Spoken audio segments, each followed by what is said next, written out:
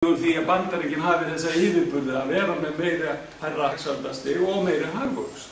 Það fylgir sögunni líka. Þannig að hagvöxturinn tekinn að meðaltali með uppsafnaðar hagvöxtur fyrir þessa tímabili frá 1994 þegar að uppsveifla almennt á Vesturlöndum að hefjast og fram að fjármálakreppu 2007. Og þá meðal hagvöxtur í þessum enskumælandi löndunum 39, í skandinavísku sama. En svo sjáum við að horfum aðeins og glömda það smá frávik og við sjáum Íra hérna með sitt efnahagsundur og við sjáum að Danir látið slattir hérna í þessum hópi Íslendingar með sitt með sér róhagkerfi. Við förum þó ekki að hæra þetta, við stöndum ekki mál með sér í Íra þrátt fyrir að við höfum nú verið að spinna upp hagvöxtinn með lánsfér í ótæpilegum magni. Þannig að ef við höfum að draga ályktanir að hagsældastiginu þá eru þessi tveir hópar á svipuðu róli. Bandaríkin eru með sérstöðu, talsvert hærri, Noregur svo sem líka. Og þá segir menn alltaf að Noregur eru olíuríki. Jú, Noregur eru olíuríki, en Bandaríkin eru líka olíuríki. Miklu meira olíuríki en Noregur og eru búin að vera allan 20. öldina. Og það skiptir líka máli hvað menn eru það lengi. En þeir eru ríkþjóð, við skulum ekki draga úr því. Næsti mælikvarði, atvinnustig. Í hvað mæli tekst að koma fólki sem að er á vinnualdri í launaða vinnu. Það er svona einu stóru forsendunum fyrir hagvextinum, fyrir efnahagsþróuninni. Og þannig meðaltalið fyrir enskumælandi landi 72,5, meðaltalið fyrir skandinavísku landin er 75, 72,5 fyrir hinna. Svona markvert hærra í Skandinavíu. En þá er það þó þannig að Finnar draga félaga sína á Norðurlöndum talsvert niður. Þeir eru talsvert lægri með minni atvinnuþátttöku. Það verið svona atvinnuvandi í Finnlandi umfram hinn Norðurlöndi. En burtséð frá því að þá hafa þessar skandinavísku þjóðir með þessa háu skatta og þessi miklu velferðaríki sem að margir telja að sé letjandi fyrir vinnu, letjandi fyrir hagvöxt, þau hafa verið að skila fleirum í launaða vinnu heldur Bandaríkin í áratugi satt að segja. Þessu hafa menn dálítið mikið hótt framhjá. Bandaríkin með 71 hérna. En hér erum við á bilinu 75 til 77 og fyrir utan Finnland og Ísland náttúrulega í sér flokki þarna.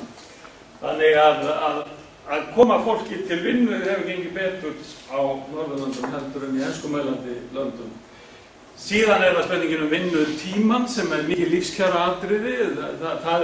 Það er auðvitað ekki markmið nútíma velferðarríkja að fólk vinni sem allra mest. Það er markmið að sem flestir vinni en vinni hóflega. Það eru góð lífskjör. Það er ekki góð lífskjör að breyta þjóðfélögum í vinnubúðir. Þannig að menn vinni 60-70 tíma vinnuviku og aldrei sumarfrí. Þannig að ég tek það sem mælikvarða á góðu lífskjör ef að vinnutími er styttri og hér eru tölur frá OECD vinnutíma sem eru meðal fjöldi vinnustunda á ári fyrir þá sem er í vinnu. 1744 enskilsassnesku löndunum, 1567 í skandinavísku löndunum. Þannig að skandinavinir, þeir hafa miklu minna fyrir þeim lífskjörum sem þeir hafa. Leggja minna á sig í vinnu. Svo getum við skoða Bandaríkin 1804 og Íslendinga. Við erum alveg í sér kategóri í þessu. Við vinnum auðvitað mjög mikið og höfum mikið fyrir okkar lífskjörum. Það var niðurstaða hér 2007 að Ísland og Noregur væri efst á lífsgæðamæli hvaða lífsgæðavísitölu Sameinuðu þjóðanna. Það erum á svipuðu róli. Og það var svo útkoma sem þeir fengu, en við vorum að vinna 8 stundum lengur á vinnu á viku heldur en Norðmenn þegar svo niðurstaða kom. Þannig að við lögum einum virkum degi lengur á hverju viku í vinnu til að ná okkar nýttu. En þannig að talsverðir yfirburðir sem sagt norrænu þjóðanna fyrir utan Ísland, varðandi sem sagt hvað þarf að leggja á sig. Síðan er það fátækt og ójöfnuður. Þar er spurningin dreifingu þessara lífskjara, þessara þjóðartekna sem að eru, þetta misáar á milli landa, eru háar í Bandaríkjunum og mörgum enskumælandi landunum líka en einnig á Norðurlöndum. Og dreifingin er auðvitað spurningin það í hvað mæli nýtast þjóðartekjurnar fjöldanum frekar en fámennum minnihlutum. Það það sem dreifjafnaðar mælingin snýst Og það þessi frægi Gini-stuður sem hann mælir ójöfnun, hann meiri ójöfnur þegar hann hærri og minni þegar hann sem lægri. Meðaltali fyrir enskumælandi löndin 0,34, meðaltal fyrir Norðurlöndin 0,25 og þetta eru tölur frá OECD fyrir árið 2005. Kemur skýrslu sem þeir gerðu 2008 viðamikilli skýrslu þar sem þeir fóru ofan í þessi mál í smáatriðum, í öllum aðildarríkjum. Og þeir eru með þessa tölur fyrir Ísland líka þannig. Ég ekki, það mjög mikið haldið á lofti ákveðnum aðilum hér að ég sé alltaf að reikna einhverja Gini-stuðla vitlaust. Þannig að ég reikna enga Gini-stuðum hér. Þetta OECD sem reiknar þetta. Ísland er með 0,28 fyrir 2005 og við vitum að það hækkaði síðan mjög ört eftir það.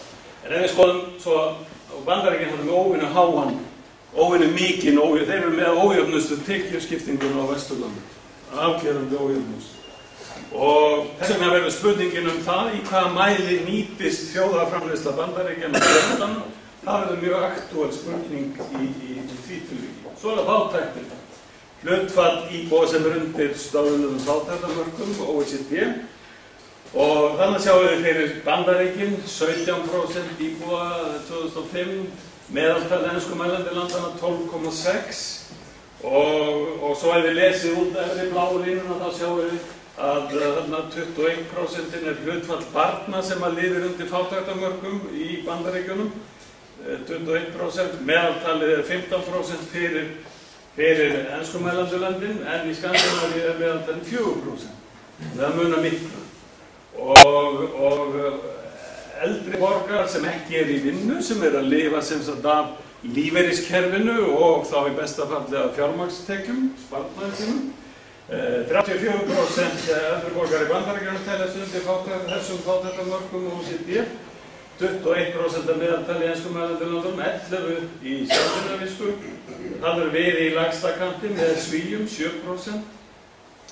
En sem sagt yfirbörðir Norðurlandana miklir. Svo hérna síðasta einstæðir foreldrar sem ekki eru með atvinnutekjur að lifa af velferðarkerfinu. Það ekki sérstaklega hættulegu þjóðfélagshópur í Bandaríkjunum, welfare mothers, welfare queens það stundum kallaðar, af því að það þykir vera svona ákveðin freisting að draga fram lífið á þeim kjörum. 92% þeirra detta undir fátæktarmörk, af því að velferðarkerfið það ekki það örlátt og menn haldið að það sé svona mikil freisting. Meðaltalið fyrir enskumælandi löndin 69, 29 í þetta alltaf hópur sem býr við lögkjör en þó áberandi miklu skár á Norðurlöndum heldur en hinlöndum. Svo hér öðruvísi mælikvarði á skort eða fátækt eða þrengingar sem líka frá OECD, þetta kemur spurningakönnunum, ekki svona tekju, útreikningar. Þarna eru mælikvarðar, ófullnægjandi húshitun, það segja að fólk hefur gefn á að hita húsið eins og því finnst þurfa. Ófullnægjandi fæðuval, hefur fólk gefn á að borða kjöt eða kjúkling annað hvern dag eða vildi. Og þannig svarið þarna hlutfall þeirra sem segir nei, við höfum ekki gefn á því, þurfum ofta að neita okkur slíkt. Þröngbýli, lög umhverfisgæði í kringum heimilið, vanskil hita og rafmagnsreikninga, vanskil húsnæðislána, þetta láta endan á saman í venjulegum útgjöldum. Það svona dálítið samantekinn mælikvarði þarna. Og svo ekki meðaltalarna lengst til hægri úr öllu. Svo hérna sem sagt Bandaríkin, meðaltal enskumælandi landana, þá sjáum við að Bandaríkin yfirleitt með lakari stöðu í þessu eins og öðrum, þessum tekjureikningum heldur en hinar enskumælandi þjóðirnar. Og enskumælandi þjóðirnar eru svo með lakari stöðu heldur en skandinavísku þjóðirnar. Og það er svo fælt í Íslandi þarna. Ísland kemur út ver og skári, svona eftir hvað það er. Svolítið áberandi hérna hjá okkur að það hátt hlutfall sem segir að þeir eru erfitt með að láta endan á saman, 13,3%. Talsveit hærra enn á hinum Norðurlöndum.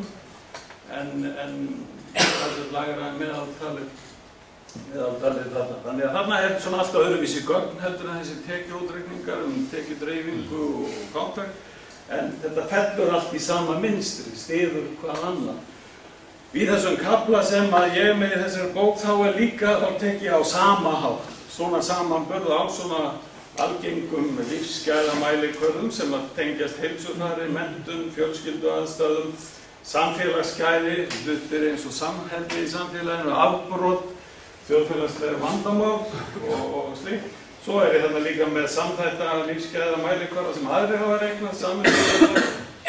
Economic Forum, samkeppnishæfni mælikvarði og mælikvarði á jafnrétti kynjanna þarna líka. Og svo loks huglæg lífsgæði, í hvað mæli fólk segist vera ánægt með lífið, ánægt með aðstæður í sínu þjóðfélagi.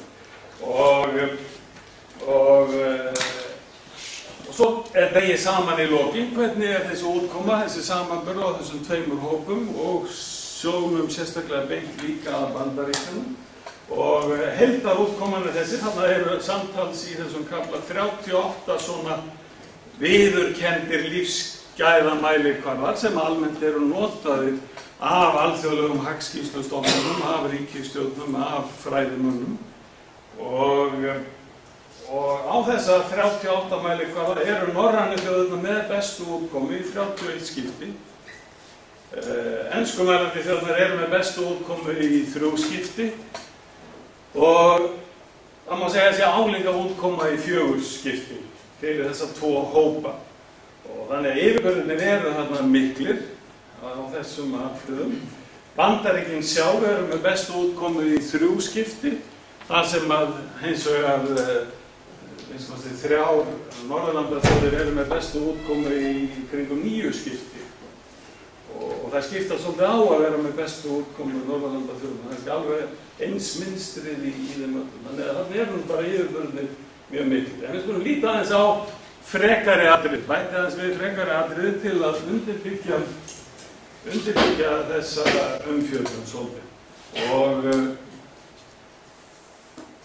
tökum aftur þetta spurninguna hagsældina, ríkidæmi. Bandaríkin eru þessi ríka þjóð. Þeir eru eina ríkustu þjóðum heims, ekki alveg í efsta sætinu en í einu af efstu sætunum. Ættu þeir nú ekki svona ríkir að geta skaffað sínu fólki góð lífskjör og ættu þeir ekki líka vera þannig að þeir fátækustu í Bandaríkjunum ættu að hafa betra heldur en þeir fátækustu í öðrum löndum. Þó það væri sem sagt þessi dreifing Bandaríkjunum. Að þrátt fyrir allt, og þetta eru rök sem að frjálshyggjumenn hér á landi hafa